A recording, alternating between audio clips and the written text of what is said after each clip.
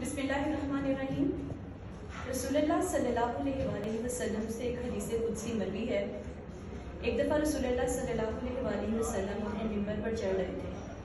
जब पहली सीढ़ी पर पाँव रखा तो आपने कहा आमीन। जब दूसरी सीढ़ी पर पाँव रखा आपने कहा आमीन। तीसरी सीढ़ी पर पाँव रखा आपने कहा आमीन। सहाबा ने पूछा या रसूलुल्लाह सल्लल्लाहु अलैहि वसल्लम, आपने 3 दफ़ा आमीन कहा लेकिन हमें बात समझ नहीं आई।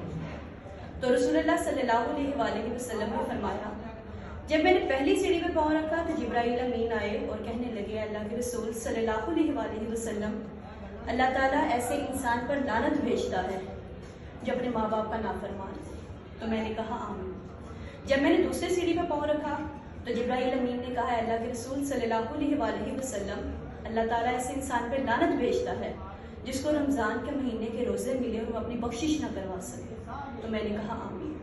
जब मैंने तीसरी सीढ़ी पर पाँव रखा तो जिब्राईल अमीन ने कहा, अल्लाह के रसूल सल्लल्लाहु अलैहि वसल्लम, अल्लाह ताला ऐसे इंसान पर लानत भेजता है जिसके सामने आपका जिक्र किया जाए और वो आप पर दरूद न भेजे।